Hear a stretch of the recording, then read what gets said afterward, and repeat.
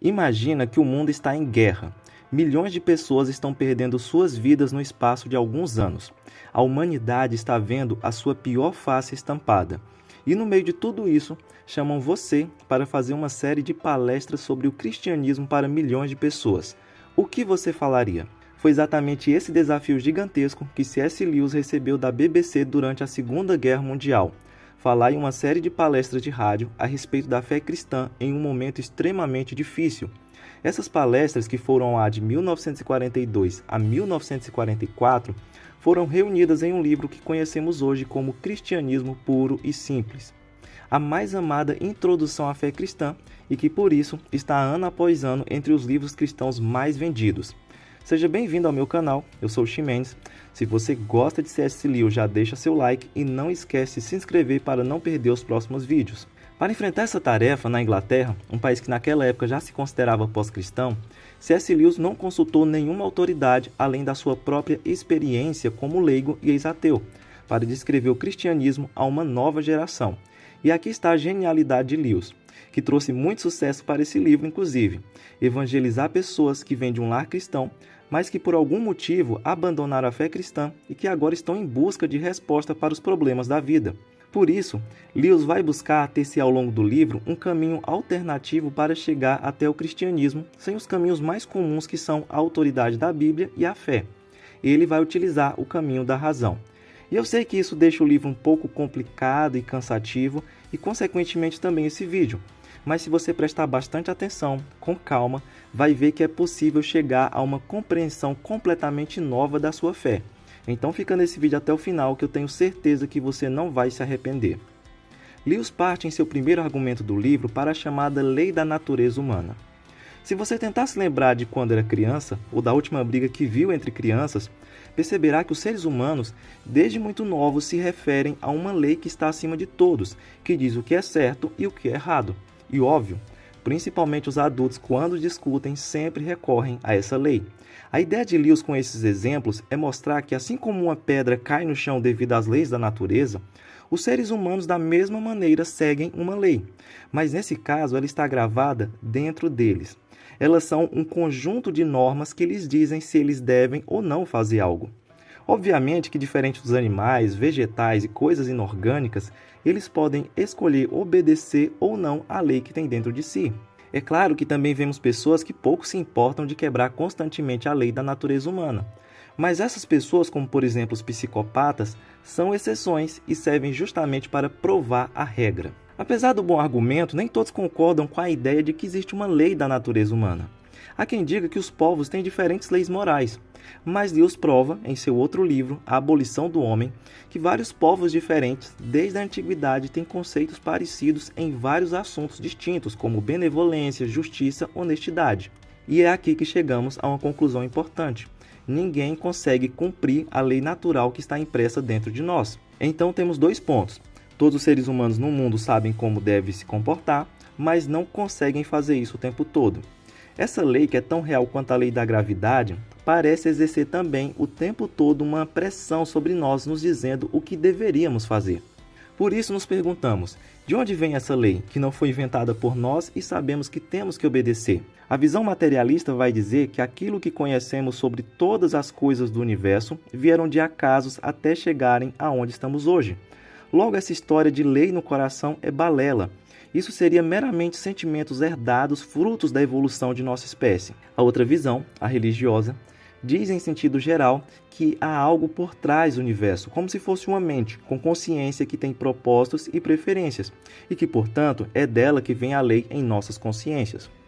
Como saber qual dessas duas visões está com a razão? Do ponto de vista científico, segundo Lewis, não dá para decidir qual está correta, porque a ciência não se encarrega da busca se há algo por trás das coisas, ou seja, se há alguém comandando o universo, mas por que algo acontece. Uma tarefa bastante útil e necessária, mas que não responde a essa questão. Como a ciência não nos oferece a resposta a essa pergunta, olhando para dentro de nós mesmos, percebemos que há sim uma lei que nos impele a agirmos de determinadas maneiras. Essa lei não pode ser explicada pela visão materialista, já que percebemos que há alguém ou algo nos influenciando além do plano material. Observa que até aqui não foi utilizado argumentos da igreja ou da Bíblia, mas apenas o que podemos descobrir por nós mesmos. Como eliminamos o ateísmo, nos resta todas as várias formas de religião do mundo. Passamos então nesse ponto a duas grandes divisões nas religiões, aquelas que creem no mal e no bem, e aquelas que acreditam que isso é apenas uma questão de ponto de vista. Na visão panteísta, um câncer não é mal por tirar a vida de uma pessoa. Dependendo do ponto de vista, um cirurgião bem-sucedido também poderia ser chamado de mal por eliminar um câncer. É óbvio que um cristão discordará de um panteísta, pois na visão cristã, Deus criou o mundo perfeito, porém o mundo deu errado e, portanto, nós devemos colocar as coisas de volta no lugar. E essa ideia do bem e do mal, certo e errado, está dentro de todos os seres humanos. Por isso os panteístas estão errados ao negar a existência do bem e do mal.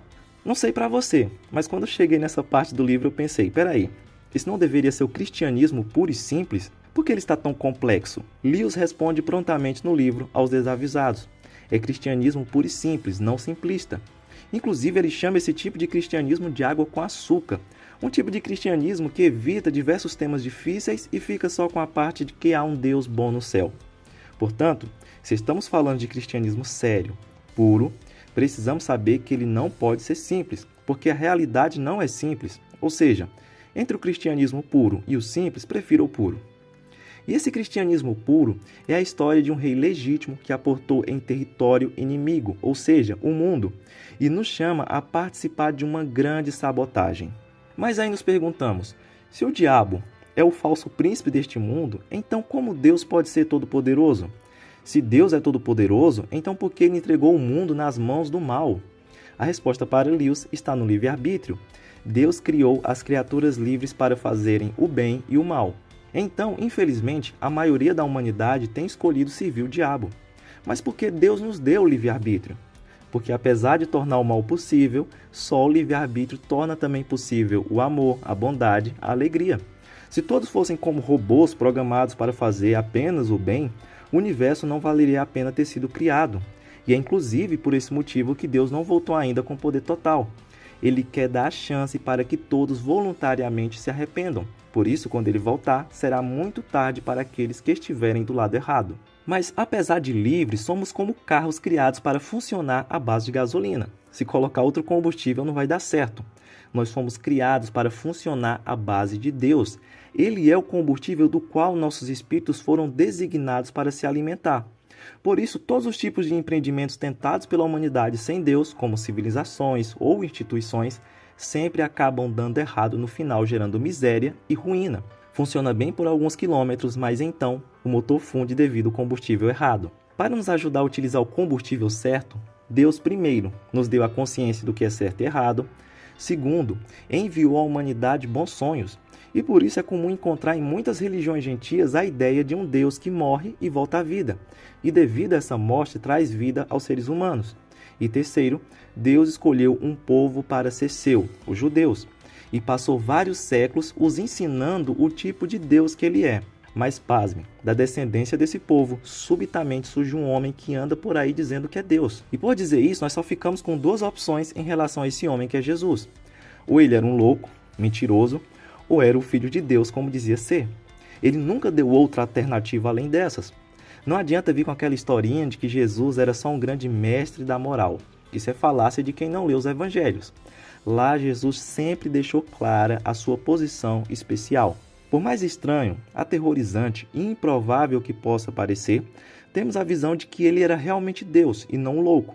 Mas então, por que Cristo encarnou como humano no mundo? Bem, ele veio nos ensinar, mas não só isso. A coisa mais importante que Jesus veio fazer na Terra foi sofrer e ser morto. E de alguma forma, a morte de Cristo nos colocou em ordem com Deus e nos permitiu ter um novo começo. E ele só pôde fazer isso por ser o penitente perfeito. Cristo entregou-se e humilhou-se de forma perfeita. Perfeita porque ele era Deus e entregou-se e humilhou-se porque ele era homem. Então, como deixar de ser um rebelde que serviu o diabo e tornar-se um servo do verdadeiro dono do mundo? Para fazer isso, é necessário muito mais do que apenas seguir os ensinamentos de Jesus. Há coisas criadas por Deus que colocam a vida de Cristo em nós, o batismo, a fé e a Santa Ceia.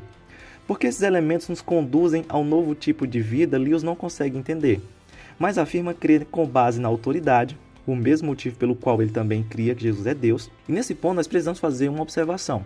Acreditar em coisas com base na autoridade não significa nada mais do que considerar confiável as coisas que uma pessoa contou para você. A maioria das coisas que acreditamos é por causa disso. Desde a crença no sistema solar até os átomos, acreditamos que os cientistas estão falando a verdade. Falando em autoridade, é a partir daqui que podemos dizer que cremos na Bíblia, pois é o testemunho de homens inspirados por Deus que escreveram com autoridade sobre coisas que viram e ouviram. É curioso observar que muitas pessoas acreditam na ciência, que está em constante mudança, mas não acreditam na Bíblia. Agora, voltando ao ponto do batismo, fé e ceia, é importante dizer que não só eles são suficientes para a vida espiritual do cristão. Imitar Cristo é fundamental. É claro que nesse caminho haverá erros, mas o cristão é uma pessoa capaz de se arrepender e dar a volta por cima, começando tudo de novo depois do tropeço, porque a vida em Cristo está dentro dele, curando-o o tempo todo e capacitando-o a imitar Cristo.